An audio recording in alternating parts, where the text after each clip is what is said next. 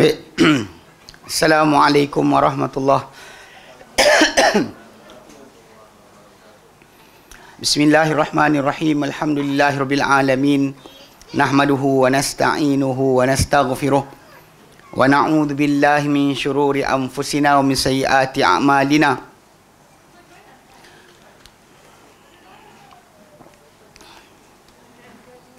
Man yahdihillahu fala mudilla lahu wa man yudlilhu fala hadiya lahu. Asyhadu an la ilaha illallah wahdahu la syarika lah. Wa asyhadu anna Muhammadan abduhu wa rasuluh. Allahumma salli ala Muhammad wa ala ali Muhammad kama sallaita ala Ibrahim wa ala ali Ibrahim wa barik ala Muhammad wa ala ali Muhammad kama barakta ala Ibrahim wa ala ali Ibrahim fil alamin innaka Hamidum Majid. Rabbi syrah li sadri wa yassir li amri wahlul 'uqdatam min lisani yafqahu qawli, amma ba'. Alhamdulillah, kita bersyukur kepada Allah Subhanahu wa taala kerana dapat kita berkumpul lagi pada malam ni, insya-Allah seperti biasa. Hari Rabu malam Khamis kita akan ambil fusul tafsir karangan Syekh Musain At-Tayyar hafizahullah. Yang mana kali tadi kita bincangkan, kita dah masuk kepada taujih aqwal salaf, pengarahan ataupun menghala tujukan akan kata-kata salaf. Mana kita kata dalam konteks ni, macam diterangkan hari itu, sememangnya ini macam tajuk ni macam penjelasan atau tafsiran bagi kefahaman salaf terhadap ayat, dan macam mana tafsiran mereka terhadap ayat, dan macam mana mereka mengatakan pada kata-kata pada ayat tersebut dengan kata-kata tertentu ini atau itu. Okay. Dan apa yang disebutkan sini adalah kerana kejanggalan kata-kata tersebut, atau kerana terlampau ringan, ataupun maksud dia tidak kuat, ataupun kekuatan kata-kata berkenaan. So basically kalau kita terangkan itu pasal tajuk ni, daripada salafus soleh kadang-kadang terkeluarlah kalam yang janggal. Macam Mujahid bin Jabr itu kita ambil 3 tempat kot, tak silap saya. Yang kita ambil dia ada pendapat tentang tafsir Al-Quran Karim yang dia tertolak di sisi para ulama tafsir, tertolak seperti takwilan beliau terhadap penukaran Bani Israel kepada kera dan babi. Dia kata penukaran pada perangai, tidak pada rupa. Tapi kita tahu bahawa hadis Nabi SAW yang sahih menjelaskan bahawa penukaran itu sekali dengan rupa. Bahkan Nabi sebutkan tentang mereka-mereka yang ditukar kepada rupa kera atau babi, entah tak ada beranak pinak. Sebab tu jangan sekali-kali kita terfikir kononnya ni tentang ini bapak dulu kera. Tak ada.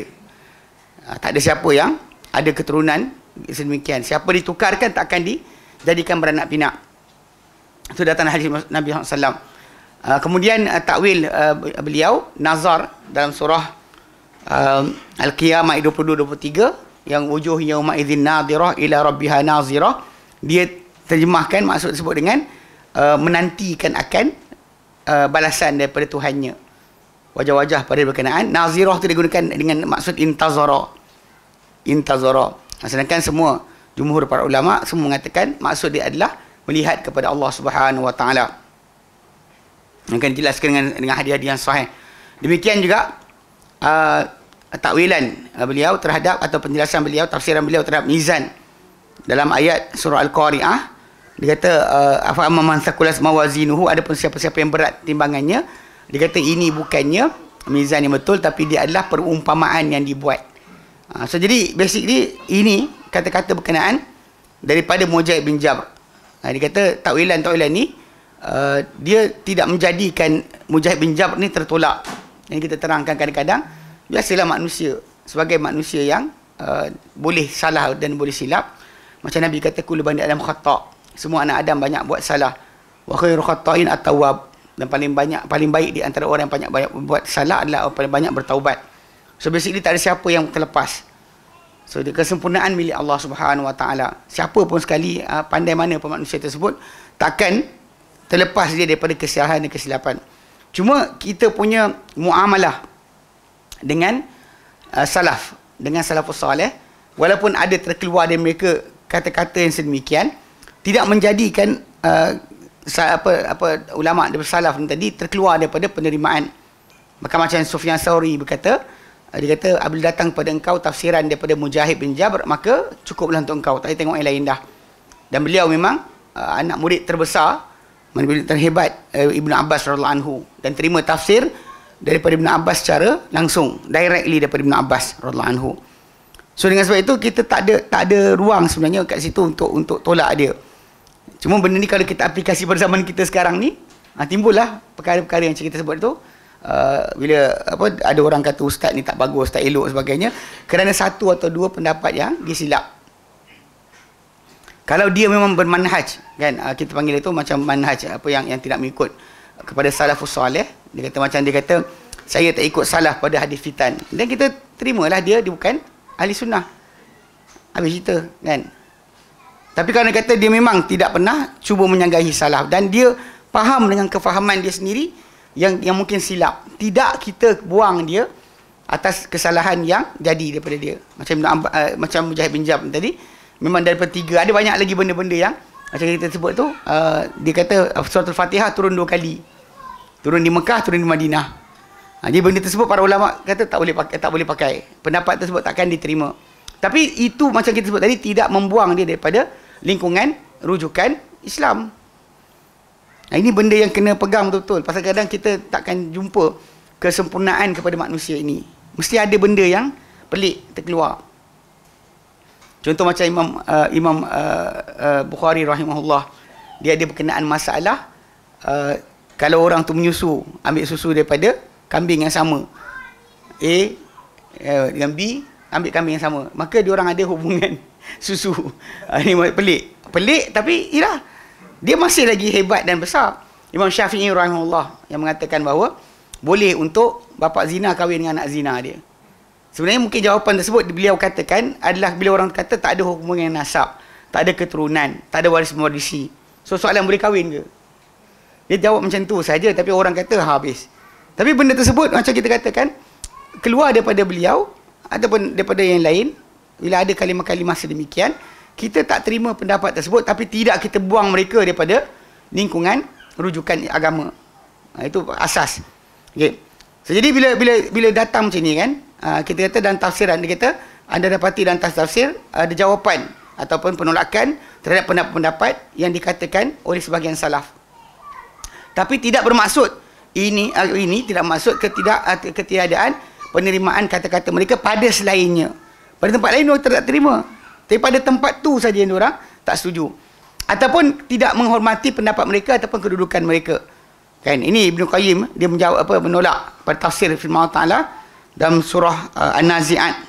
Kata-kata siapa yang berkata wasabiqat sabaqa, ia adalah malaikat yang mendahului syaitan dengan wahyu kepada para nabi. Ini pendapat ni datang daripada sebagian salaf, dan bahkan diriwayatkan daripada Ali bin Abi Talib dan Masruq. Tapi penolakan tadi kepada pendapat itu taklah kita kata Ali tak pakai langsung.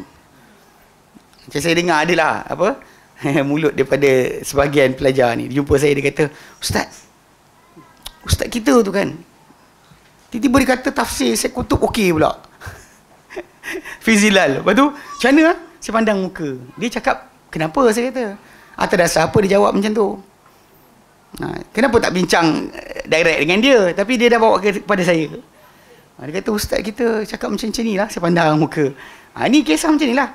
Pasal benda tu mungkin ada benda pendapat dia cakap, mungkin silap, mungkin salah pada satu dua benda, tapi tidak menyebabkan untuk kita keluarkan dia daripada lingkungan ahli sunnah, ataupun kita keluarkan daripada orang manhaj dengan salafus soleh punya manhaj. Ini sudut asal. Kalau orang tu memang awal-awal lagi dia isytiharkan, saya bermazhab Syafi'i, akidah saya Asy'ariyah, saya punya tasawuf Junaid Baghdadi, dia cakap macam tu dah awal-awal lagi kita reject, tak payah bincang dah lah. Tapi ada pun kalau anda kata dalam bab orang yang tidak ada manhaj macam tu, kenapa awak nak kena buang dia? Pelik kan? Saya ada istilah baru, akidah dia betul, manhaj tak betul. Ustaz kita ni akidah dia bagus, manhaj dia hancur. Asy'ariyah itu baru dah, Asy'ariyah Salafiyah. Itu masalah juga. Tak. Benda ni berlaku sebab masalah. Kita hari tu beberapa kali dah kita buat kelas Manhajut Talaqi wa Istidlal. tata cara penerimaan ilmu dan penilaian agama. Yang mana kita kata manhaj ahli sunnah ni dia ada 3. Pertama, agungkan nas. Datang kalau Allah Rasulullah, dia takkan lawan. Kalau orang tu kita tengok manhaj itu pertama dia macam tu, okey, fine. Kalau dia lawan je, masalah. Kalau dia kata betul lah hadis Nabi ni, tapi habis. Kita pandang mungkin datang bawah patoleh kepala lah, tak payah. Tak payah bincang dah. Sebab orang yang boleh reject sabda Nabi SAW dengan macam tu, dia masalah lah. Unless dia kata saya tak terima ni sebab sahabat Nabi kata macam ni, ada hadis lain kata, dan kita okey lah. Tapi kalau dia kata tak boleh lah, sahabat saya rasa kan, habis. Saya rasa itu pertama. Kedua, dia kena pastikan kesahihan nas. So ini benda ni bukan baru kita jumpa, daripada Ibn Abbas sendiri radhiyallahu anhu. Dia kata dahulu kan, dalam Muqaddimah Sahih Muslim, dahulu kami menerima dia semua orang. Kan bila orang kata, bila seorang tu kata qala Rasulullah SAW, kami hadapkan wajah kami kepada dia, kami dengar apa dia cakap, mengalir air mata kami. Tapi bila manusia ni langgar, jalan baik, jalan betul semua sama saja di mata mereka, maka kami tak ambil kecuali apa yang kami tahu sahaja. Anything kami tahu, kami ambil. Kalau orang tak tahu, kami tinggal. Ini manhaj yang kita kata para sahabat tunjukkan. Sebab mereka tidak, ni macam itu Muhammad Ibn Sirin sebut. Dia kata, dahulu mereka mendengar daripada semua orang, tapi bila berlaku fitnah, kan, pembunuhan Uthman, fitnah berkenaan dengan Khawarij keluar, Syiah keluar, maka diorang kata, sammu lana rijalakum. Beritahu kami, perawi-perawi kamu. Dilihat pada sunnah, dia ambil cerita dia. Dilihat di bid'ah, dia tinggalkan cerita dia. Mana masalah sunnah dan bid'ah tadi, bukan baru zaman Ibn Taymiyah keluar, bukan zaman Syekh Albani keluar, bahkan zaman Muhammad Ibn Sirin. Tapi geng-geng saya tengok seorang apa daripada Indonesia, dia datang, dia kata ini adalah politik. Sebab nak wujudkan satu kumpulan lain yang tak Khawarij, tidak Syiah, ahli sunnah. Dia kata benda ni bermotifkan politik. Sedangkan benda tu adalah pegangan salafus salih. Dalam dia lihat nak terima, tengok siapa yang dia dengar. So benda ni kena pastikan kesahihan nas. Dan kemudian ketiga, dia mesti betul faham nas. Ini manhaj betul faham nas ni dia mesti mula dengan A, ikut salafus salih. Apa salafus salih faham, ikut. Bukan langgar. Bukan sahabat Nabi terangkan, tabi'in dan tabi'in terangkan, kita macam yelah diorang cakap, tapi kita tengok dalam kamus bahasa Arab. Masalah, okay, first thing first, dia kena ikut apa yang kefahaman yang ada pada salafus salih. Sebab diorang adalah orang yang diajarkan, terutama para sahabat, diajar oleh Nabi SAW. Yang kedua, dia kena apa? Tahu bahasa Arab. Itu bagi benda yang tak ada penjelasan salaf, maka tahu bahasa Arab. Kalau tak tahu bahasa Arab, dia masalah lah. Kan? Bincang-bincang macam geng Hizbut Tahrir. Saya ingat benda cerita kawan kita, Zulfikar. Dia cerita waktu Amir diorang lah datang jumpa dengan Datuk Dr. Harudin rahimahullah, nak bahas tentang negara Islam, tentang daulah Islam. Tapi benda ni kelakar sikit lah. Cara yang dibuat oleh Datuk Dr. Harudin rahimahullah agak kasar. Sebab dia kata apa? Tahu bahasa Arab? Tahu bahasa Arab? Tahu bahasa Arab? Tahu bahasa Arab? Tahu bahasa Arab? Semua giling, balik. Nak bincang apa? Sebab dalil akan datang dengan bahasa Arab. Sumber agama awak tak tahu bahasa Arab, dia nak bincang apa? Tanya, kan? Jadi kita baca hadis kan, dia tak faham juga. Baca ayat Quran pun tak faham juga. Buat apa nak bincang? Tahu bahasa Arab ayat dia. Sebab tu, tahu bahasa Arab ni adalah jalan kedua selepas daripada apa yang salafus salih. Itu pun salafus salih cakap pun kena faham jugalah bahasa Arab. Bukan dalam bahasa Inggeris. Okay. Ketiga, mesti kumpulkan semua dalil dalam satu tempat. Ever dia nak faham satu benda daripada perkara dalam agama ni, apa hadis atau dalil yang tajuk sama, kumpul setempat. Kat sini kita akan nampak manhaj yang salah tadi. Sebab geng yang ahli bid'ah, dia akan ambil apa hadis yang dia suka je. Apa yang kena dengan dia, dia ambil. Bila baca hadis ni, dia kata tak boleh lah hadis ni. Dia perangai. Sebab kita nak faham semua, nak faham tajuk, kena kumpulkan dalil. Sebab dia macam, pasal semua dalil tadi, dia bergabung untuk membentuk satu kefahaman. Macam kita ada rumah kan. Rumah kita ada lantai, base. Ada dinding, ada tingkap, ada pintu, ada atap. So setiap dalil tu macam tu. Ada yang jadi atap, ada yang jadi dinding. So bila orang tu baca hanya dinding saja, atap tak ada, masalah juga. Atau baca tingkap je. Tingkap je dia jumpa. Dia masalah lah sebab tu. Kadang-kadang benda ni, saya ingat dalam perkara ni, jadi masalah lah bila dalam kitab Iljam Awam, Ilmul Kalam, bila antara benda yang ditolak oleh Imam Ghazali rahimahullah, dia kata jangan kumpulkan dalil sekaligus. Saya kata kumpulkan, gabungkan ni akan masalah. Dia akan memaksa kita memahami dengan satu bentuk. Kita pula ahli sunnah kata apa? Memanglah itu kerja kita. Sebab kita bila kumpulkan dalil tadi, hilanglah masalah tadi. Kekeliruan tu akan hilang. Ini jangan kumpul dalil sekaligus. Salah lah. Okay. Kemudian yang terakhir, tahu maqasidus syariah. Tahu matlamat pensyariatan agama. Itu untuk menjaga agama, jaga nyawa, jaga akal, jaga harta, jaga maruah atau keturunan. Sebab kat sini sudut yang kadang-kadang bila kita tengok orang tu dia bincang. Dia kata, betul lah ustaz, saya dengar Nabi larang bina atas kubur. Tapi ada ulama kata, benda ni tak boleh buat dekat kubur awam. Kubur persendirian tak apa. Kita pandang muka dia balik kan. Sebab perangai dia tadi, cara dia cakap tadi kan, dia dah langgar maqasid syariah yang pertama. Itu apa? Menjaga agama. Sebab agama kita lebih bernilai dari masalah pendapat orang. Sebab kita bagi buat yang ni buat marmar hitam, yang ni buat marmar hijau. Lepas tu kena pula ustaz punya warna putih. Ustaz masalah. Ustaz lah mula ustaz. Nampak pula dalam kubur tu bercahaya lah. Jadi benda tu kena faham tau. Marmar yang batu-batu ni, granit lah apa sebagainya, kadang main peranan. Tahu macam dekat Masjidil Haram tu kan, marmar yang dia pakai tu datang dari satu pulau dekat satu tempat yang memang marmar tu takkan panas. Dia bukan kita pijak kan, kau tahu sejuk. Dia tak tahu pas bawah tu ada aircon. Tahu tengah-tengah panas pun tak panas. Masya Allah, Masya Allah. Dia tak tahu hukum. Jadi sudut tu yang kena faham. So kalau seorang tu dia ada manhaj yang betul, maka janganlah kita buang dia siap-siap. Kalau tak suka dengan dia pun kan, dengan kata macam saya tak minta, tak ada hal lah.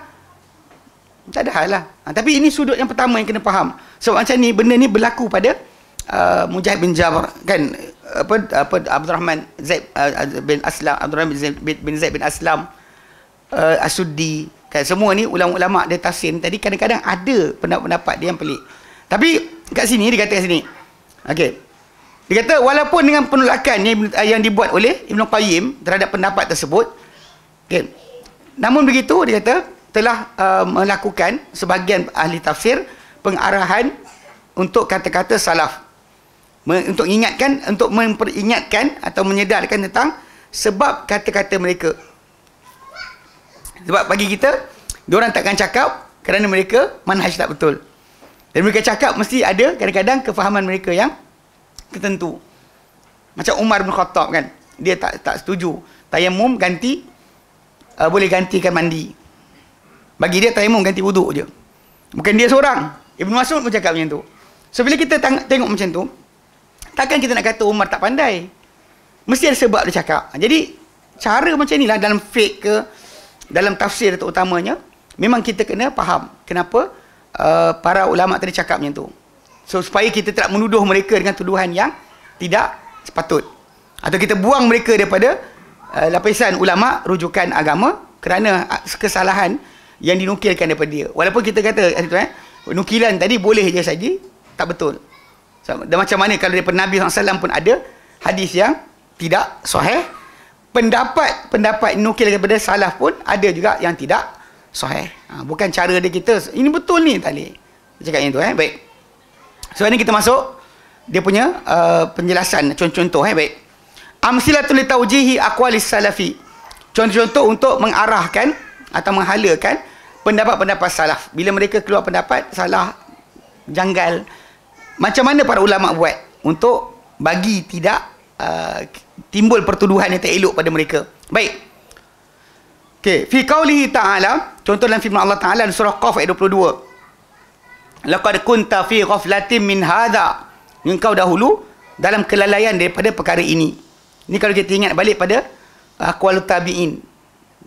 Tafsir Quran dengan kata-kata para tabi'in, kita lihat benda ni ada timbul masalah bila ditanyakan pada salah tabi'in, dia kata siapa dimaksudkan dengan anta tu? Laqad kunta fi ghaflatin min hadha. Engkau dahulu dalam kelalaian terhadap perkara ini. Kalau injak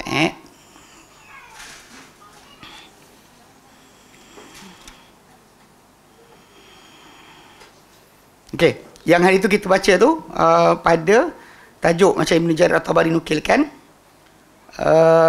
dia mula daripada ayat 19 sampai 21 surah Qaf. Bila mana Yaqub bin Abdul Rahman Az-Zuhri dia tanya Zaid bin Aslam mengenai kata-kata firman Allah Taala, wa ja'a sakratul maut bil haqq dzalika ma kunta minhu tahid. Bila datanglah sakratul maut tu dengan kebenaran, itulah engkau dahulu terhadapnya menentang. So dia tanya siapakah engkau dalam ayat berkenaan.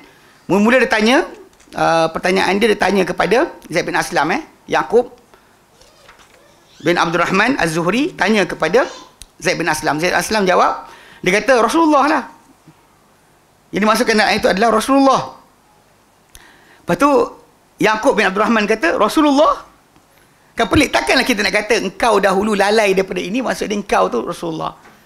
Ni engkau dalam kalimah engkau. Dalam Quran Karim tuju pada siapa? So dia kata Rasulullah. Lalu Zaid bin Aslam kata, ma tunkir, apa yang kau tak setuju? Qala Allah Ta'ala, qala Allah Azza wa Jalla, Allah Ta'ala sebut dalam surah Ad-Duha ayat 6 dan 7. Alam yajidka yatiman fa'awa wajadaka dhallan fahada. Bukankah Allah Ta'ala dapati engkau dahulu yatim, lalu dia sediakan tempat untuk engkau dijaga, dan dia dapati engkau dhal. Saya tak nak sebut sesat, saya kata tak berpetunjuk. Ini saya ingat dulu dulu salah seorang ustaz pensyarah, siapa nama dia, dia jawab benda ni kat radio kot. Lepas tu kecoh, semua orang serang dia sebab dia syarahkan surah Ad-Duha tu, wajadaka dhallan fahada, dia dapati engkau, saya sebut tidak berpetunjuk, saya kata sesat, tidak berpetunjuk, lalu dia berikan hidayah. So basically kalau kita faham yang betul Nabi SAW, kalau bukan kerana Allah Ta'ala beri hidayah, Nabi tak ada hidayah, unless anda berfahaman dengan fahaman Nur Muhammad. Sebab orang fahaman dengan fahaman Nur Muhammad, Nabi ni insan kamil, kan? Dia takkan tak tahu, mesti tahu. Bahkan dia orang ada fahaman bahawa Nabi ni ada ilmu Lauh Mahfuz, ilmu lauh, kan, bukannya ilmu biasa. So jadi problem dia adalah, sedangkan Allah Ta'ala sendiri sebutkan dalam Quran Karim menyatakan bahawa Nabi SAW kalau bukan kerana Allah Ta'ala hidayahkan, Nabi tak dapat hidayah. Itu sudut asal. Tapi lah ustaz tu tersebut kalimah sesat, habis kena bantai. Semua cik peluang lah, bantai.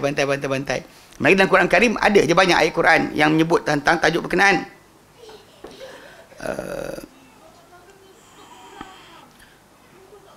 Okey, contoh dalam surah Syura ayat 52. Surah Syura ayat 52 Allah nyatakan, wa kadzalika auhayna ilaika ruham min amrina. Demikianlah hai Muhammad, kami wahyukan kepada engkau ruh daripada urusan kami. Ayat sambungan dia, ma kunta tadri mal kitab walal iman. Engkau dulu tak pernah tahu apa itu kitab dan apa itu iman. Memang tanpa hidayah itu, sebab kat sini meletakkan kedudukan Allah Ta'ala yang tertinggi. Tak ada siapa yang Allah Ta'ala terpaksa untuk atau bergantung kepada makhluk berkenaan. Hatta Nabi SAW Allah tak bergantung pada baginda. Ini sudut ketuhanan Allah Ta'ala, pentadbiran dan pengurusan dia tak terikat dengan siapa, hatta kepada Nabi SAW. Tapi kerana lafaz tu datang kan, so jadi dalam perbincangan yang kita sebut hari tu, ketika tafsir para tabi'in, Zaid bin Aslam jawab lah, dia kata kau tak baca ke ayat tu, pasal Yaqub bin Abdul Rahman tak setuju. Macam mana kau boleh kata laqad kunta fi ghaflatin min hadha, kau dulu lalai daripada perkara ini, lalai tentang perkara ni, tentang hidayah ni. Jadi kata anta tu Rasulullah lah, dia cakap. Okay. Tapi lepas tu Yaqub bin Abdul Rahman dia kata dia tanya kepada Salih bin Kaisan Al-Yamani mengenai ayat yang sama, mengenai tajuk tadi. Siapa anta dalam ayat 19 sampai ayat yang ke 19 sampai 21 surah Qaf. Siapa? Maka kat situ Salih bin Kaisan kata, engkau dah tanya siapa tak? Dia kata, ya, aku tanya Zaid bin Aslam. Lalu Salih bin Kaisan kata, apa dia cakap? Maka Yaqub bin Abdul Rahman kata, kau jawab je lah, tak payahlah tanya apa dia cakap. Lepas tu Salih bin Kaisan Al-Yamani kata, aku akan beritahu engkau pendapat aku, dan beritahu aku apa dia cakap. Lalu Yaqub bin Abdul Rahman cerita balik apa yang Zaid bin Aslam cerita pada dia. Dia kata, ini anta tu adalah Rasulullah. Maka Salih bin Kaisan kata, apa ilmu Zaid? Wa ma ilmu Zaid? Dia kata. Sebab Aslan tahu mana? Dia kata, wallahi, ma sanna aliyatan wala lisana fasihin. Dia kata, tidaklah dia ni berumur yang tua tinggi, kan, dan tidak juga dia fasih lidah, dan tidak mengenal kalam Arab. Tapi Salih bin Kaisan kata, dikehendaki dengannya adalah orang kafir. Kemudian dia pun baca apa yang sesudah ayat berkenaan untuk ceritakan maksud. Sebab kalau kita baca balik kisah tu, kita nampaklah hujung tu tentang tajuk orang yang dibawa depan qarin dia itu, teman rapat dari kalangan jin dan malaikat, yang menceritakan balik bahawa dia apa dia buat dekat dunia. So dia kata tentang ni orang kafir. So yang kita, lepas tu bila Yaqub bin Abdul Rahman tak puas hati, dia tanya pula kepada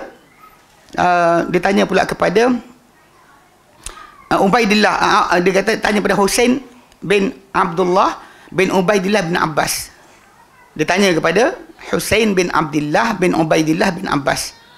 Okey, lepas tu dia bukan dia tanya ini kira apa, cucu saudara kepada Ibnu Abbas.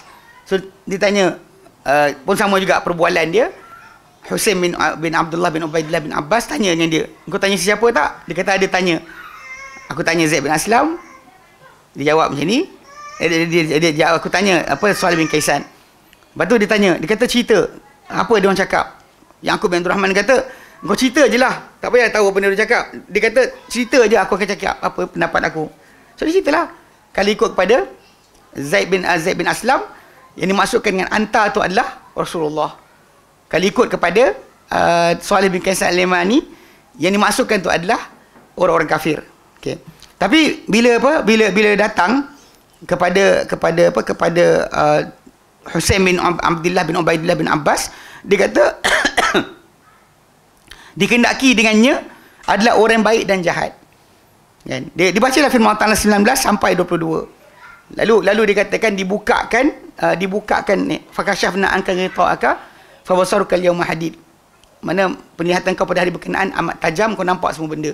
So ketika tu dia kata ini untuk semua, pasal orang yang dibukakan hijab hari akhirat nanti, sampai dia nampak syaitan, nampak malaikat yang datang menyalin amal dia akan nampak. Ini adalah kepada orang baik dan orang jahat. So tiga pendapat tersebut kan. Cuma yang pertama tu, yang Zaid bin Aslam. Okay, Zaid bin Aslam. Yang ni daripada anak dia, Abdul Rahman bin Zaid bin Aslam. Ayat surah Qaf. Okay, surah Qaf ayat 22. Dia kata apa? Laqad kunta fi ghaflatin min hadha. Engkau dahulu lalai dia terhadap perkara ini.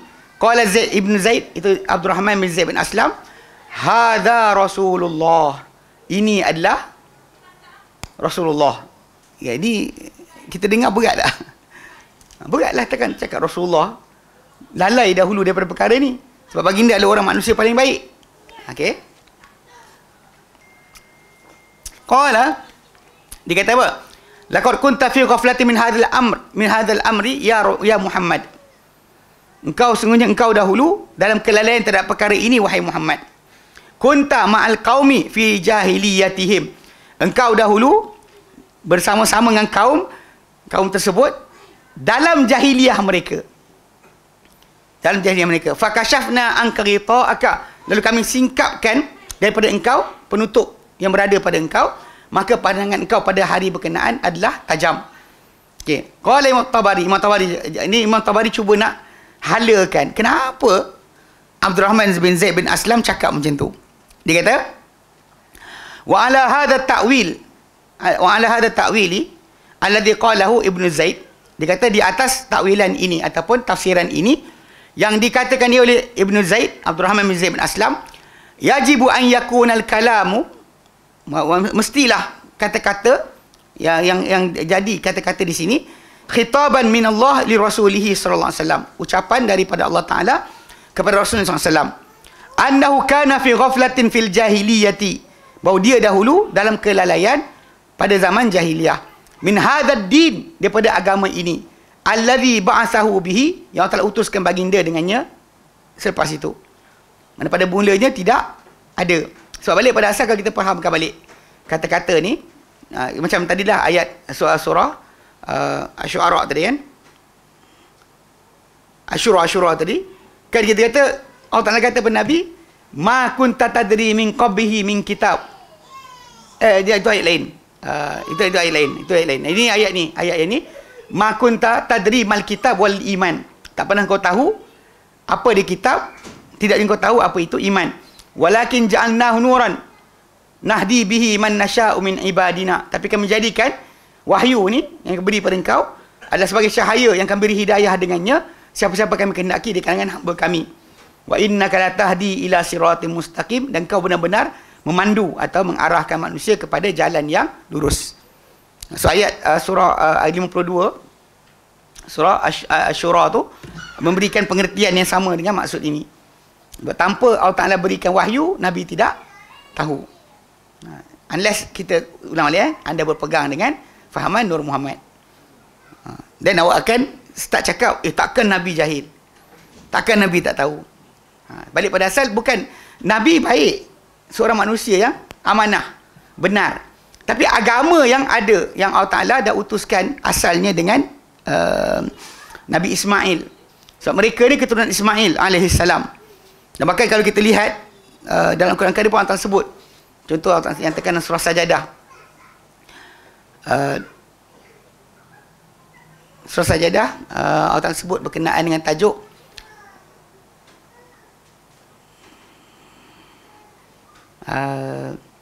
Yasin pun ada, tapi Sajadah tu. Surah Sajadah, Allah Ta'ala sebut berkenaan dengan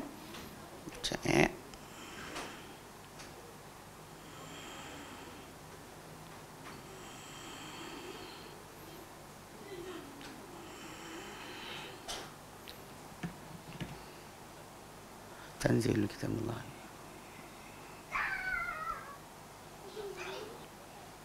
Bal huwal haqqu min rabbika litundira qauman ma atahum min nadhirin min qablika la'allahum yahtadun.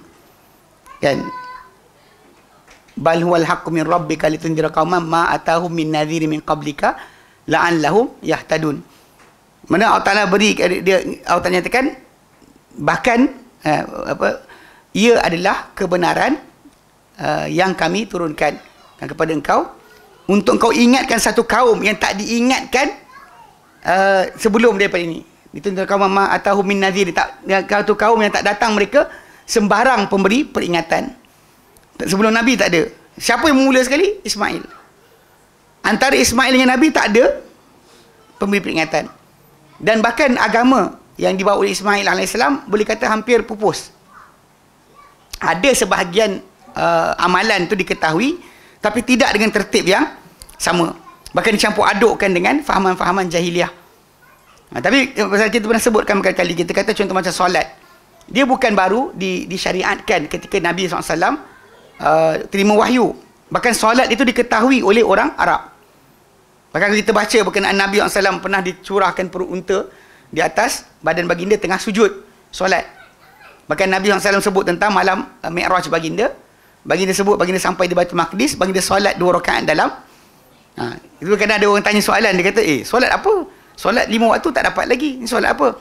Solat secara asasnya, dan bahkan pada zaman Ibrahim AS lagi, telah pun ada. So Allah sebutkan contoh dalam surah Al-Baqarah ayat 1, 2, 5. Kami Allah nyatakan, wa'ahidna ila Ibrahima wa Ismaila an tahira baiti lit-taifina wal akifina war ruk'is sujud. Dan kami buatkan janji kepada Ibrahim dan Ismail, hendaklah kamu berdua sucikan, ini bersihkan baitia, rumahku. Baitil taifin, untuk orang bertawaf, wal akifin, orang yang duduk beriktikaf, wal ruk'is, sujud, untuk orang yang rukuk dan orang yang sujud. Dan maka Ismail AS Allah Ta'ala sebut dalam surah Maryam ayat 55, Allah Ta'ala nyatakan wadhkur fil kitabi Ismail, ingatlah dalam kitab tentang Ismail, innahu kana sadiqal wa'di, dia adalah seorang yang benar janji, wa kana rasulan nabiyya, dia seorang rasul lagi nabi, wa kana ya'muru ahlahu bis salati waz zakah, dan dia dahulu perintahkan keluarga dia untuk solat dan zakat. Wa kana 'inda rabbih mardiya, dan dia situ hanya adalah seorang yang diredai. So kita faham memang dah ada. Cuma masalah tertib dan ke mana hala tuju. Pasal masyarakat ketika tu dua-dua sekali buat. Sembah Allah Taala pun nama Allah Taala ada, bapa Nabi nama bapa Nabi nama Abdullah. Bapa saudara Nabi itu Abu Lahab. Siapa nama dia?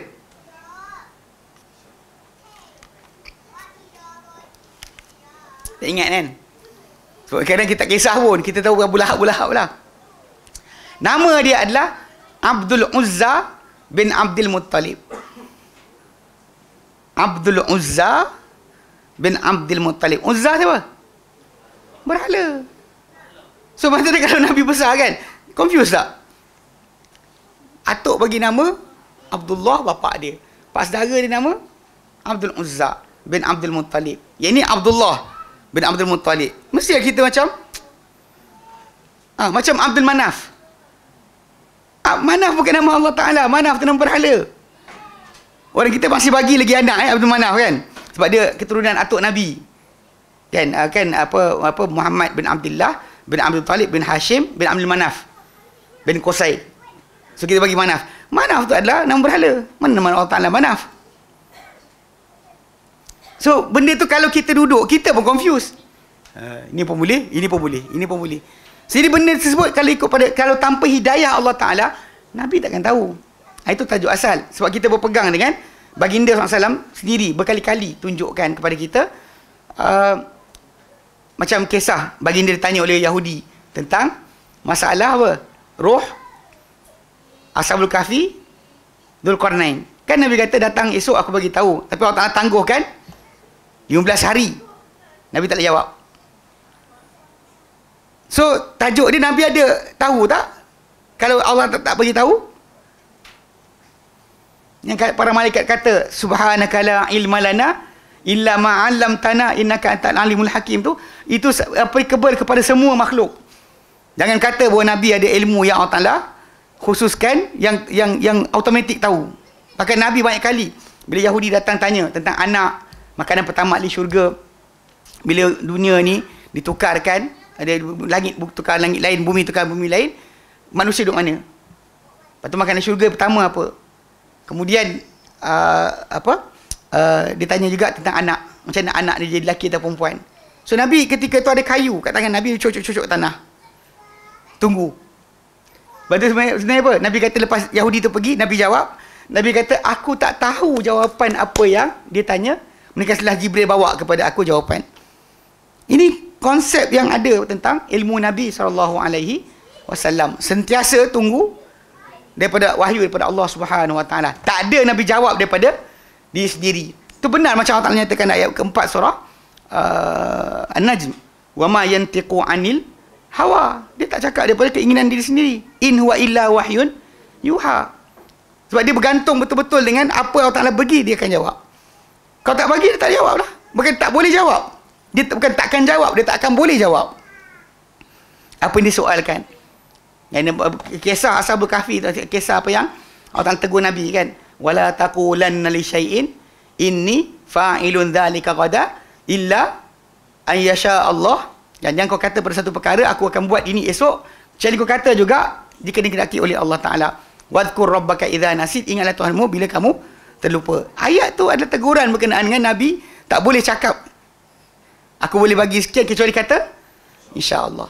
Kalau Allah Ta'ala nak, ya. Kalau tak nak, tak boleh. So jadi takwilan perbahasan ni, dia bukan kita kata benda ni kata Nabi sesat macam mananya sesatnya orang jahiliah tadi. tidak berpanduan. Faham kan tajuk ni? Tidak berpanduan. Maksud dia kalau kata-kata Abdul Rahman bin Zaid bin Aslam tu, dia bukan menjatuhkan status Nabi.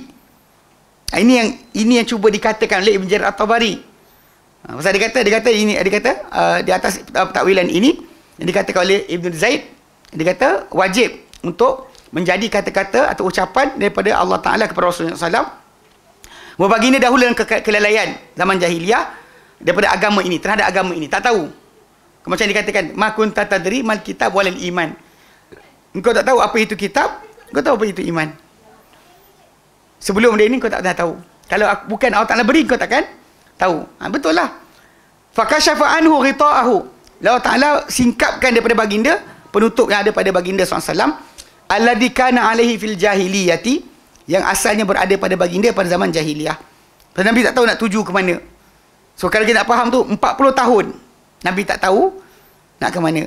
Dia baik atas tabi'i. Dilindungi oleh Allah Ta'ala daripada melakukan maksiat dan dosa. Bahkan Nabi SAW pernah teringin nak ikut hadir kepada majlis orang-orang Quraisy. Kan kerajaan mereka, Allah Ta'ala jadikan baginda ngantuk, tidur. Besok nak pergi lagi, tidur. Last sekali tak hilang perasaan nak pergi. Dia sebagai manusia, dia ada keinginan tadi. Tapi Allah Ta'ala sekat. Macam juga Nabi SAW, macam orang zaman tu, dia kalau angkat baju tu, kan tertelanjang, relax dia. Dia style macam Jepun lah kan. Bugil masuk mandi tu, okey. Kan? Tapi, Nabi pernah angkat batu untuk bina Kaabah. Dia letak atas bahu dia, dia selak kain dia, pingsan. Dia jatuh pingsan. Ini perlindungan Allah Ta'ala kepada baginda SAW daripada melakukan perkara yang buruk. Tapi still Nabi SAW tak dapat hidayah melainkan lepas turunnya wahyu kepada baginda pada umur baginda 40 tahun. Itu maksud yang cuba dikatakan di sini. Tidak sekali-kali kita katakan Abdul Rahman bin Zaid bin Aslam, salah seorang ulama rujukan kita di kalangan salaf dalam masalah tafsir, kita kata dia kata benda ni merendahkan kedudukan Nabi sallallahu alaihi wasallam. Apa nama ustaz yang kena tu Tak ingat nama dia. Ustaz Zahzan. Dia syarah benda tajuk tu. Tapi waktu syarah benda tu saya kat Yaman lagi, saya dengar cerita lah orang kecoh. Habis semua serang. Abu Syafiq serang, semua serang dia. Pasal kata Nabi sesat kan. Dia salah faham kalimah tadi. Kalimah tu betul dari masalah tidak berpanduan. Tak ada panduan ya. Tu saya kata pilih kalimah lah. Kalau pilih kalimah, kata sesat, kalimah orang Melayu kita ni, engkau sesat kan? Berat. Memang dia sesat pun. Orang tu sesat pun kita kata dia marah. Kan? Kata engkau tak dapat petunjuk. Lembut. Faham tak? Kan? Tak petunjuk engkau ni. Kalau tak beri petunjuk kan. Dia ringan sikit. Cakap sesat ni kalimah yang kasar lah. Walaupun maksud tu betul. Sesat tak jumpa jalan. Kan? Tadi saya sesat. Kan? Saya sampai lambat, minta maaf lambat. Saya sesat tadi. Ada kata macam Ustaz Adli sesat rupanya. Tak boleh kita panggil mengajar sini. Kan faham tak? Sudut kefahaman tu kena betul. Tapi saya kesian lah pasal Dr. Zan kita tahu dia bukan cakap benda tu atas dasar sekian. Tapi kalau kita baca dalam salaf punya pendapat ni, tak berat. Kan? Bila dikata yang dimaksudkan tu adalah Nabi.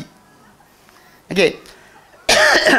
Maka dia kata Allah singkapkan penutup yang dahulunya pada baginda di zaman jahiliyah. Fanafadha basaruhu bil iman. Lalu tembus penglihatan dia dengan iman. Wa tanabbah wa tabayyanahu hatta, bahkan dia akan menjadi nyata ia kepada baginda. Mana iman dia nyata hatta taqarrar dzalika indah, sehinggalah menjadi tetap perkara tersebut pada baginda SAW. Fasara hadal basari bihi, maka baginda menjadi tajam penglihatan dengannya, dengan apa yang telah berikan daripada petunjuk. Ini sudut yang kena faham. Jadi maksud dia Ibn Jarir At-Tabari bukan menyokong kesilapan yang dibuat oleh ataupun pendapat macam kita sebut tadi kan. Bila saya sebutkan tadi dalam tafsir Ibn Jarir At-Tabari, Yaqub bin Abdul Rahman dia tanya kepada Zaid bin Aslam, dia tanya kepada Suhail bin Qais Al-Yamani, dia tanya pada Husain bin Abdullah bin Ubaidillah bin Abbas. Dia tanya tiga ni tentang ayat yang berkaitan tajuk kita ni. Anta tu siapa dimaksudkan? Anta, siapa dimaksudkan dengan anta tu? So jadi semua bagi jawapan yang berbeza. Kan? Kita cenderung kepada yang tengah. Suhail bin Kaisan tu lebih kuat. Pasal tajuk tu kita baca keseluruhan, nampak tajuk tu menghala tuju kepada golongan yang masuk neraka. Memang Allah Ta'ala sebutkan kat situ. Qala qarinuhu hadha ma ladayya atid. Ini berkata qarin dia, ini di sisi aku adalah yang degil. Jadi Allah Ta'ala suruh mereka masuk neraka lepas tu. So jadi sudut asal dia nombor 2 tu lebih kuat. Tapi still yang pertama cakap macam tu kenapa? Kenapa cakap macam tu? Bukan kerana dia bermanhaj yang tak betul, tapi kerana apa? Dia faham dengan maksud tadi tak berpetunjuk. Pemahaman tadi jelas, betul, benar. Itu maksud yang macam kenapa Ibn Jarir At-Tabari macam cuba untuk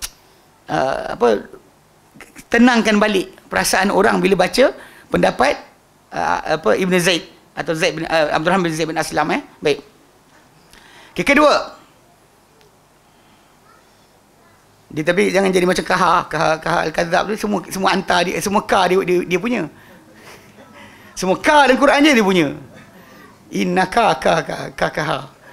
Apalah pelik. Tapi itu contoh tafsir batini yang kita terangkan dulu. Baik. Kedua, qauluhu ta'ala subhanahu wa ta'ala dalam surah Qaf ayat 22, fa basarukal yauma hadid, maka penglihatan kau pada hari berkenaan hadid. Ini tajam. Qala Tabari, berkata Imam Tabari, wa qad ruwiya 'an ad-Dhahhak. Ini telah diriwayatkan daripada Ad-Dhahhak, dia kata apa? Annahu qala, bahawa dia kata makna zalika, makna pandanganmu, penglihatanmu pada hari berkenaan tajam, fa basarukal yauma hadid lisanul mizan. Dia masukkan dengan tu adalah lidah bagi timbangan. Timbangan. Ini dia tak kata mata betul, penglihatan. Dia kata maksud dia adalah lidah timbangan. Pada hari berkenaan, lidah timbangan tu akan menjadi tepat. Menjadi tepat, dia kata. Okey. Kata Imam At-Tabari, ahsibuhu, aku rasa dia, iaitu Ad-Dhahhak, arada bidzalika, dia inginkan dengan kata-kata dia. Yang dikatakan maksud tajam tu bukan penglihatan, tapi tepatnya timbangan punya mata. Kan dacing, bukan dacing BN. Sebut dacing payah tak? Orang terbayang dacing BN je. Ialah pasal timbangan zaman yang disebutkan mizan tu bentuk macam tu. Dia bukan mizan style macam kita, kilo letak sekilo, tak 2 kilo. Pasal dia ada berat dan kebaikan dan keburukan ditimbang serentak. So itulah rambang dia. Mungkin tak, itulah kot agak-agaknya Barisan Nasional dapat ilham untuk buat kot. Allahuakbar. Ala kulli hal, dia kata kan. Jadi maksud dia kata, okey, sekarang ni Imam Tabari cuba nak halakan macam mana Ad-Dhahhak kata ni taklah salah total 100%. Dia kata ahsibuhu arada bidzalika, aku rasa dia inginkan dengan itu anna ma'rifatahu wa ilmuhu bima aslafa fid dunya, pengetahuan orang tersebut dan ilmunya tentang apa yang telah lalu di dunia, syahidun adlun alaihi, adalah saksi yang saksama, yang adil tentang diri dia. Maksud dia penglihatan dia tadi, mana timbangan amal dia tadi, amal yang dia buat ketika dunia, dia sendiri lebih tahu. Kan memang disebutkan dalam Quran kan, balil insanu ala nafsihi basirah walau alqa ma'adzirah. Bahkan manusia ke atas diri dia paling melihat, walau dia berikan apa sahaja alasan.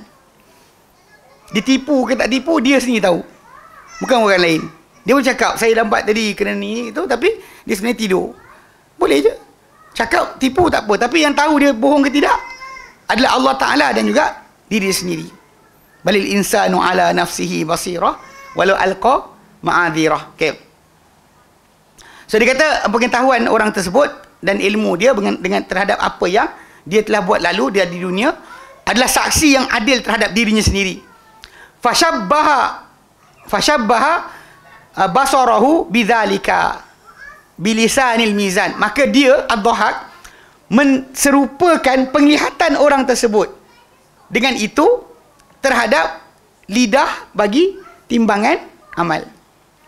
Allazi ya'dilu bihil haqqu fil wazni, yang dia akan diadili ataupun ditimbang dengannya kebenaran pada timbangan nanti.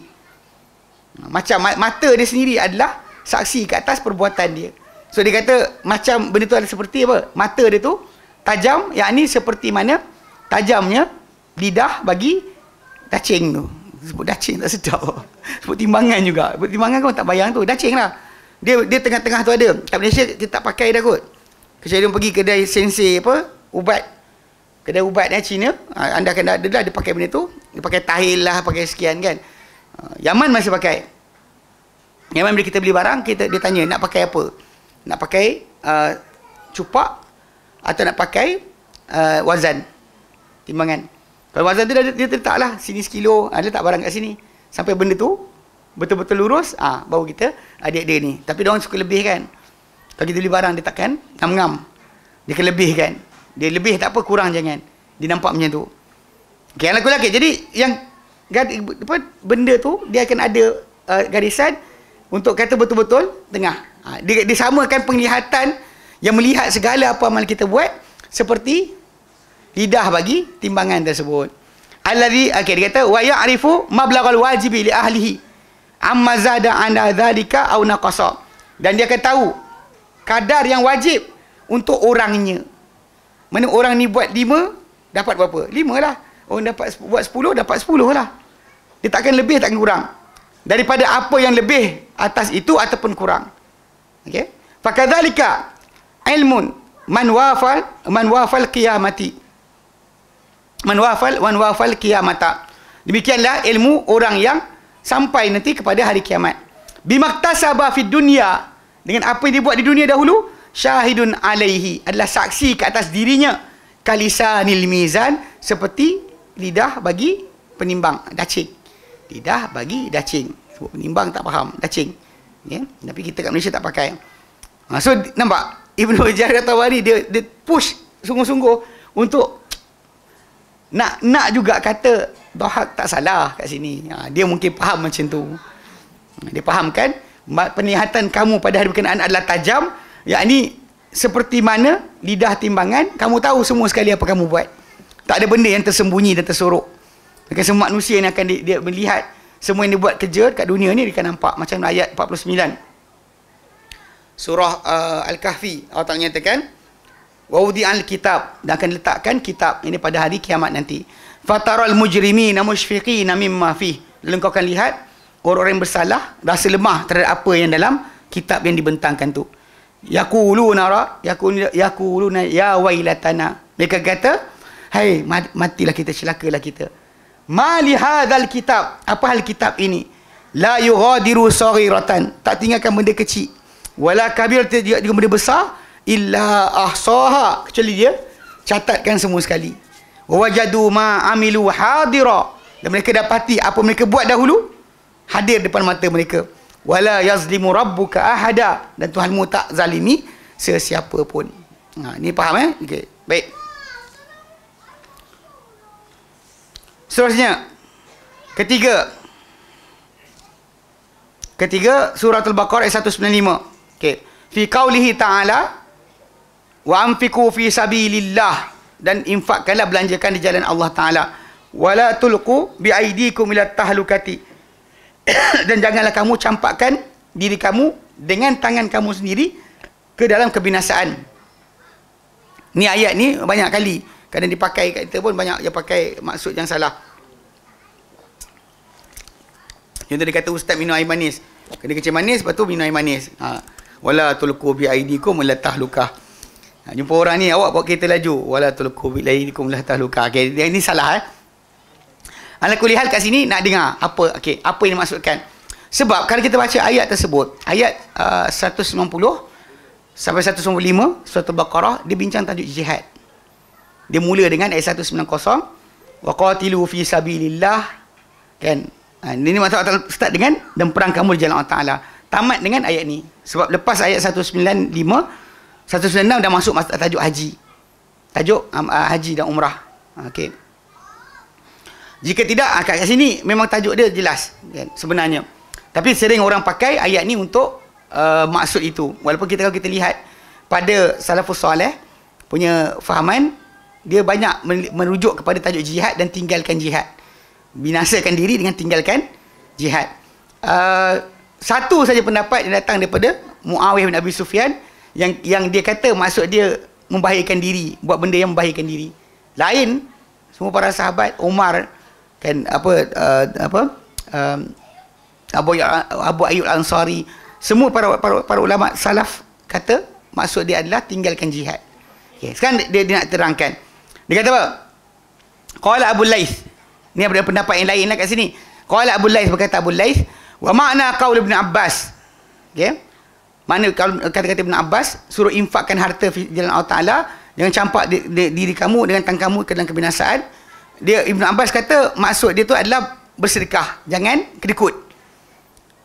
Tak kaitkan dengan tajuk masalah masalah musuh ataupun peperangan atau jihad. Sebab yang lain akan baca kat situ, sebab Abu Ayyub Al-Ansari diterangkan bila mana dalam perang penaklukan Constantinople. Penaklukan Constantinople, Abu Ayyub Al-Ansari kubur dia sampai sekarang ada dekat tembok di luar Istanbul. Ketika mana peperangan tu nak mula, seorang lelaki daripada Muhajirin rempuh musuh seorang-seorang dan mati. Lalu orang ramai yang ada keliling dia mula cakap. Dia kata laqad alqa wallahi biyadihi ila tahlukah. Orang yang telah campakkan demi Allah diri dia dalam kebinasaan dengan tangannya sendiri. Pasal dia rempuh, tahu dah tak menang tapi rempuh juga. Abu Ayyub Ansari dia dengar kata-kata orang-orang tersebut. Dia kata kalian kata ayat ni macam ni. Dia kata demi Allah ayat turun pada kami orang-orang Ansar. Dia kata kami dahulu bila mana Islam dah mula kuat, banyak pembantu masuk dalam Islam, kami orang-orang Ansar ni telah berkata satu sama lain. Nabi tak tahu. Kami kata, dah kita banyak dah kot tinggalkan rumah tak berbetulkan, anak-anak berkeliaran kan, tak terjaga, tak terurus. Sekarang ni dah banyak orang masuk Islam. Apa kata kita tinggalkan, bagi mereka pergi. Kita reserve. Kita tinggalkan. Tak payah pergi jihad, biar ada orang pula pergi. Itu keinginan baru timbul dari mereka. Lalu Abu Ayyub Ansari kata turunlah Al-Quran menegur mereka, yang ini meninggalkan jihad. Meaning ni, ayat ni kepada masalah meninggalkan jihad. Belanjakan harta kamu jalan Allah Ta'ala, maksud dia untuk berjuang, dan jangan kamu campak diri kamu dengan kebinasaan. Ini masalah jihad. Okay, tapi kat sini ada pendapat yang lain datang daripada Ibn Abbas, yang maksud dia lebih general, bukan hanya setakat pada masalah infak harta dalam masalah peperangan. Dia kata apa? Wa makna kalau Ibn Abbas, berkata Abu Laits menjelaskan, dia kata dan makna kata-kata Ibn Abbas, wala tumsiku minas sadaqati fatahliku. Jangan kalian menahan diri dari bersedekah, nanti kalian akan binasa. Ai maksud dia la tumsiku anin nafaqati wal auni lidhu'afa. Jangan kalian menahan daripada perbelanjaan dan juga pembantuan untuk orang-orang yang lemah. Fa innahum idza takhallafu ankum ghalaba alaikumul adu. Kerana mereka ni orang yang lemah-lemah ni, kalau mereka berundur daripada kalian, mana tak bersama dengan kalian, akan menguasai ke atas kalian musuh, lalu kalian akan binasa. Kan meaning dia lain sikit macam tajuk asal. Kisah Abu Ayyub tadi sangat jelas. Perbuatan tinggal jihad itu dianggap kebinasaan yang dimaksudkan, sebab diorang mula nak reserve diri bagi orang lain pergi. Okay, itu jelas. Tapi Ibn Abbas dikaitkan dengan masalah infak harta pada orang miskin. Itulah yang dimaksudkan akan memenangkan kamu. Sebab bila orang lemah ni tadi tak bersama kamu, kamu akan dikuasai oleh musuh, lalu kamu binasa. Itu satu maksud.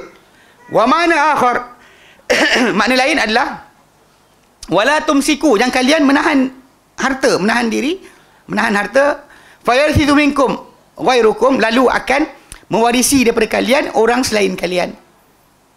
Maksud dia, jangan tahan harta kamu daripada perbelanjaan. Ni pasal kes dia. Kadang-kadang orang kita ni, dia tak suka berbelanja. Macam cakap okay. Pen guna untuk apa? Nulis. Air? Minum. Makanan, makan.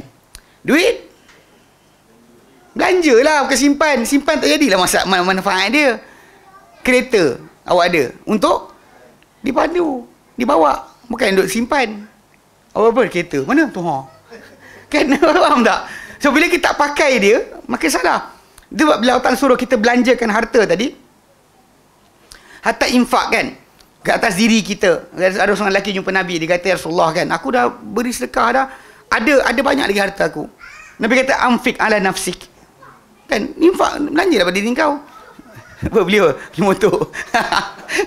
Okey. Belanja untuk diri kau. Lepas tu dia kata, ada lagi. Lepas tu Nabi pun kata apa? Ummaka wa abak. Kalau ada lagi, belanjakanlah kepada mak engkau, bapak engkau.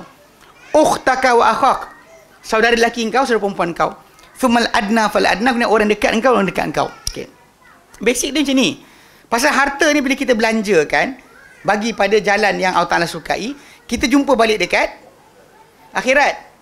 Simpan, tak boleh faedah apa-apa. Bahkan mungkin keluarga kita gaduh pula. Lepas tu anak kita mati. Kena macam geng-geng apa, bila dia sebut tu, berapa tahun lepas, 8 bilion harta dekat dalam khazanah nasional. Bukan apa? Apa nama tu? Bukan khazanah nasional. Amanah raya. Amanah raya. Tak dapat dituntut. Mana tak tuntutnya? Orang tu gaduh tahun ni. Lepas tu dah lah gaduh tua-tua semua. Tak gaduh, rebut harta. Amanah raya ambil. Buat urusan proses-proses, 30% dia ambil. 70% nak bagi balik kan. Tengok dah mati. Terutama orang kaya biasanya anak-anak tak ramai. Orang miskin anak berteritip. Kan? Kalau tak ada ni kau rasa. Kalau tak ada ni.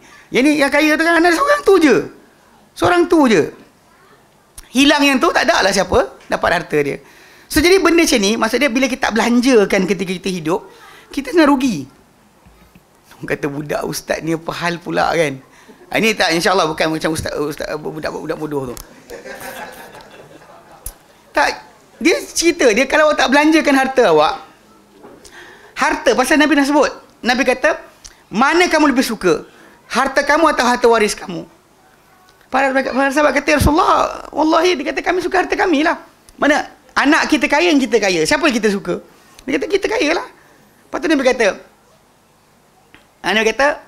apa kamu makan? Apa kamu pakai? Kan? Apa kamu makan, apa kamu pakai, itu harta engkau. Apa kamu simpan, itu harta waris engkau. So, waris kita lah akan berebut lepas tu. Mati ni sekian, cucu datang, cicit datang, gaduh semua. In the end, kita tak dapat pun faedah daripada harta tadi. Sedangkan kalau kita belanjakan kepada kebaikan, belanja kepada keelokan, maka kita jumpa balik. Kan? Ini balik pada asal kita. Wa ma taqaddimu li anfusikum min khairin tajiduhu indallah. Apa kamu kemukakan untuk diri kamu dari kebaikan, maka kamu jumpa balik depan Allah Ta'ala nanti. So benda ni yang ini maksud yang kita baca sekarang. Maksud dia apa? La tumsiku, yang kalian tahan diri daripada berbelanja. Tahan diri belanja. Tapi kalau kamu tahan diri belanja, duit tu simpan banyak-banyak, fayarithu minkum ghairukum, lalu akan mewarisi daripada kamu ni selain kamu. Bahkan kadang-kadang benda tu akan lepas pada bukan keluarga pun. Macam tadi kan, in the end tak dapat siapa. Kat mana raya 8 bilion, seorang tak boleh ambil harta tu. Tengok je lah. Nak take over tak boleh. Dan peraturan ni kita ada, tuan tu tak wujud, kita minta, kita nak ambil macam mana? Kalau orang tu ada, kita boleh rampas. Manusia tu wujud, kita boleh rampas harta dia. Kerana dia tak betul ke, dia membahayakan orang ke, kita boleh rampas. Dia wujud. Kalau harta tu ada, tak ada siapa, tak boleh ambil. Tak boleh kita rampas. Itu problem sebenar, masalah. Yang macam kita cerita apa? Tanah Ceti yang dekat Sungai Petani tu. Tak boleh ambil. Kerajaan tak boleh ambil tanah tu. Sebab dia telah dimiliki secara sah oleh orang. Problem dia pula, orang tu mati. Nak tuntut dia siapa? Ini masalah besar. Kena jaga sikit. Jadi warisi daripada kamu selain kamu. Fatahliku, lalu kalian akan binasa. Bihirmani manfaati amwalikum, dengan disekat atau kehilangan manfaat harta kamu. Patut harta tadi kerja untuk kita, bukan kerja yang macam geng saham tu. Kan, dia tak kaya tak apa, janji tak handsome tak apa, janji kaya. Itu bukan. Macam duit anda nak bekerja untuk anda. Bukan kan? Kita kerja aja tu. Apa kita belanjakan ni, pergi tak ada satu sen pun kita rugi. Sering kadang-kadang orang ajarkan bukan. Saya ingat geng-geng yang ikut apa? Ketahui tarikh lahir anda kan? Seorang budak tu datang jumpa saya. Saya ngajar dekat apa? Kota Damansara. Lepas tu, dia kata, Ustaz, ikut saya belajar kan daripada mentor yang bab harta-harta ni, dia kata kita ni semua kaya ustaz, dia kata. Tapi bila kita bocor aura bocor. Tadi cakap saya dengar habis tau. Dia aura bocor. Jadi bila aura bocor ustaz, tu yang harta kita hilang tu ada 3,000. Ni rosak lah, anak masuk hospital lah, bla bla bla. Saya pandang muka atas bawah tahu. Saya kata ulang balik. Kan? Dia kata ialah kita duit kaya tapi bocor aura. Cara tampal mandi air garam bukit. Tu dia jual air garam tu. Garam halal gel tu kan. Dia kata ni sebelum dia keluar produk sendiri. Apa ngok-ngik. Saya kata dengan dia, engkau belanjakan untuk anak engkau sakit. Kau beli tayar kereta engkau bocor, kau baiki. Kau beli minyak masuk dalam enjin kereta. Semua tu dikira si Allah Ta'ala lah. Allah Ta'ala kira semua sekali menjadi sedekah. Kenapa kau pergi kelang kabut macam ni? Saya kata dengan dia. Dah ustaz kan budak-budak fresh grad. Kan lepas keluar universiti, poster besar. Mari kaya dia kata. Apalah tak senonoh betul. Nah, tapi masalahnya budak-budak tanya, saya kata tak boleh macam tu fikir. Sebab benda ni antara stres yang berlaku pada masyarakat sekarang ni kan. Tekanan perasaan. Sebab dia rasa belanja hidup dia tadi tu, yang dia keluarkan duit tadi, tak ada makna. Sedangkan yang itulah ada makna. Yang simpan tu yang tak ada makna sebenarnya. Awak mati, tak ada benda, rebutlah dia anak beranak. Yang ini bawa lari, yang tu bawa lari, kan? Isteri bawa lari. Serius ada kes, kan? Apa, menantu tu, dia bawa lari apa, suami tu punya kereta. Tapi suami tu pun geng-geng ni, apa, dia dapat harta tu daripada geng-geng yang MLM. Tunjukkan ni kaya, ada kereta sekian, jam apa berapa puluh ribu, tak sampai level abang lah, berapa puluh ribu kan. dia jam dia kan, berebut, keluarga tu berebut menantu dengan ni, dengan mertua. Sebab kawan ni mati muda. Dia mati tak silap saya umur dalam 30 lebih kot, tak 40 pun. Tapi tinggalkan harta. Tapi in the end harta dalam bank tadi diambil balik oleh syarikat tadi. Sebenarnya benda tu ditunjukkan untuk suruh orang lain masuk jemaah dia. Tengok kawan ni. Tapi last sekali Allah tak jadikan mati awal. Yang kabut berebut. Tak ada benda jadi manfaat. Gaduh menantu dengan mentua. Allahu alam kan. Kalau kena ada anak lagi masalah. Kan berebut macam ni. So jadi yang dimaksud kat sini masih lagi manfaat tak ada kaitan jihad pun. Perbincangan ni tak ada jihad. Perbincangan ni masalah belanja diri kamu. Yang pertama infak pada orang miskin. Wa manal akhar makna lain wala tumsiku, yang kena tahan harta kamu daripada dibelanjakan. Fa yadhhabu ankum al khalafu fid dunya wa thawab fil akhirah, lalu akan hilang daripada kamu para pengganti di dunia dan pahala hari akhirat. Sebab kalau kita belanja, ada orang akan datang doakan kita, teringat kita, dia doakan kan. Kita belanja dia ketika hidup, dia akan ingat kita dan dia akan manfaat untuk kita, jaga keluarga kita. Ni kadang-kadang dalam kes yang banyak orang suka kan, buat apa, hibah wasiat, nak lari daripada faraid. Dan apa baru ni apa Ustaz Abu Anas kan, Dr. Abdul Basit Abdul Rahman buat ulasan tajuk ni, yang mana banyak orang kita suka lari. Dia lupa, dia kata macam inilah dia tak suka adik-beradik. Sedangkan anak dia tadi, kalau dia bagi harta banyak mana sekalipun, wali nanti adik-beradik dia. Memang itu hak Allah letakkan, sebab dia akan ada connection. Dia dapat harta, dia akan jaga anak yang mati tadi. Mana kita adik-beradik kita yang lelaki kan, atau perempuan ke, bila ada yang meninggal kan, kita kena jagalah. Bila kita dapat harta kita dapat, betul sengih-sengih seorang apa kan. Dah fikir mana boleh. Awak dapat dengan tanggungjawab, tahu tak? Banyak orang tak tahu bab ni. Jadi bila kita awal-awal lagi dah sekat daripada belanja kan, ini masalah faraid tadi, masalah belanja kan, kita tak pernah belanja, makan dia, tak pernah tengok apa keperluan dia. Bila kita mati, kita hilang ni pengganti kita pada urusan hidup kita.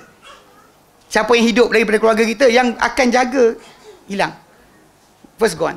Dan pahala hari akhirat pun kita terlepas. So daripada tiga yang ni, sebenarnya saya ulang balik, majoriti jumhur para salafus salih semua maksudkan ayat 195 surah Al-Baqarah tu dengan pengertian masalah jihad. Tinggalkan infak fisabilillah, tinggalkan jihad. Itulah yang membinasakan. Tapi dekat sini ada maksud membinasakan tadi bukan berkaitan dengan masalah jihad. Kan, satu berkenaan dengan infak pada orang miskin, kedua membelanjakan harta kepada jalan yang sepatutnya, ketiga tidak belanjakan lalu terlepas orang tersebut, pengganti untuk dia pada kehidupan dunia dan terlepas pahala hari akhirat. Dari segi meaning ada ayat lain lah untuk maksud ini. Tapi untuk ayat tersebut sebenarnya dia dah spesifik. Tajuk tu berkenaan dengan tajuk jihad. So yang lain-lain datang ni macam dikatakan oleh Bulais, dia cuba nak reasonkan lagi. Nak reasonkan, justify ataupun berikan panggil apa, sokongan untuk kata-kata mereka taklah salah sepenuhnya. Okay, ini kenapa kita kata tujuan mereka bawakan pengertian berkenaan. Baik, kita berhenti sini. InsyaAllah kesambung kemudian. Nanti ada lagi sampai 6 6. Separuh lagi kita ambil. Yang mana pengertian tersebut atau cara tadi mengarahkan atau menghalakan pendapat salaf dalam masalah tafsir. Tujuan dia macam kita sebut tadi lah, supaya kita tidak terlajak membuang sumber rujukan agama hanya kerana orang tu salah pada satu dua tempat, yang sedangkan kita tahu bahawa manusia memang akan salah dan silap. Biasalah, dia manusia. Kalau dia nabi, tidak ada masalah kat situ, dia takkan silap dalam masalah agama. Tapi dia manusia yang meneruskan agama, mungkin silap salah. Allah Taala uji dekat situ. Okey, baik. Baik, ada soalan? Yep.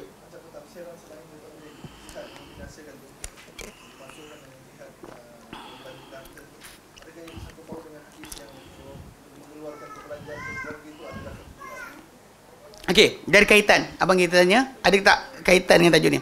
Dia dalam Sahih Muslim, Nabi sebut 3 dinar. 3 dinar. Dinar kamu beri untuk jihad fisabilillah. Dinar untuk kenderaan jihad fisabilillah. Dinar engkau berikan pada tanggungan engkau makan. Dinar paling afdal SWT adalah dinar yang kau berikan anak bini kau makan. Ni benda ni timbul tajuk kan, saya pernah cerita tu. Dekat Yaman. Ada abang ni, dia datang. Tahu datang mana, kumpulan apa, rasa macam tabligh, tapi Allah alam. Okay. Tapi dia datang Yaman, dia nak talaki kitab. Talaki apa tak tahu. Tapi cerita dia masa datang rumah persatuan pelajar, saya tengah syarah hadis ni. 3 dinar. Saya baca sebut hadis tu. Dia rupanya tak puas hati dengan saya tau. Bila saya cakap tu, pasal dia tinggalkan keluarga dia. Tinggalkan. Pasal kalau orang tu fikir balik, dia belanja harta pada anak bini dia makan pun, sebenarnya Allah Ta'ala suka perbelanjaan tadi. Bukan maksud dia kena buang sini, letak sini semua, tak. Jadi bila dia dengar tu, dia tak puas hati. Dia pun tunggu. Satu hari bila rumah persatuan tak ada orang, saya dengan dia 2 orang. Dia kata, Ustaz, minta maaf, tanyalah, Ustaz cakap itu hadis 3 dinar. Saya kata, betul. Itu je ke hadis yang ada? Dia kata. Saya kata, abang ada hadis lain ke? Tak, betul soalan saya betul lah kan. Abang ada hadis lain, baca kat saya nak dengar. Takkan itu je hadis yang ada. Saya kata, bang, abang ada hadis, abang beritahu saya nak dengar. Pasal hadis tadi jelas, perbuatan dia tinggalkan tu rugi. Dia nak jadi wali Allah, tak payah mengayau pergi India ke pergi sekian. Jaga anak bini boleh jadi. Serius. Bagi anak bini makan pun, itu dah boleh cukup sebenarnya. Lepas tu dia macam tak puas hati tau. Saya kata, abang ada hadis lain bagi tahu saya.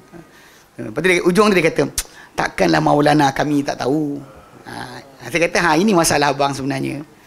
Abang tahu dah hadis ni dah ada, tapi abang masih nak bandingkan kata Maulana dengan hadis. Jadi jelas kan, memang macam abang kita cakap lah, belanja kita kepada keluarga kita tu di sisi Allah Ta'ala, Allah Ta'ala paling afdal, 3 dinar paling afdal tu, yang paling afdal adalah yang diberi anak bini kita makan. Pasal itu sebenarnya, okay, kalau orang kata apa reason dia, so ini membina masyarakat. Kalau awak pergi bagi temu kat sana, keluarga tak ada, keluarga hancur, dan siapa akan meneruskan perjuangan yang ada? Bila anak hilang, tak ada keturunan, tak ada apa, okay? Ini dua-dua ni tak datang dah lah. Nak jihad kena upah orang. Macam Ukraine kan, nak perang-perang kena upah, askar upahan. Ini serius, askar upahan. Dari UK, dari Perancis datang, diupah untuk berperang di situ. Beza dengan Islam, kita Ni adalah benda yang berkait. Bukan tinggal dia berkait. InsyaAllah. Okay. Soalan lain? Tak ada, alhamdulillah. Kita berhenti sini. InsyaAllah kita sambung kemudian pada minggu yang akan datang. Wallahu a'lam. Wa sallallahu ala Muhammadin wa sallam alhamdulillahi rabbil alamin. Subhanakallahumma bihamdika asyhadu an la ilaha illa anta astaghfiruka wa atubu ilaik. Assalamualaikum warahmatullahi wabarakatuh.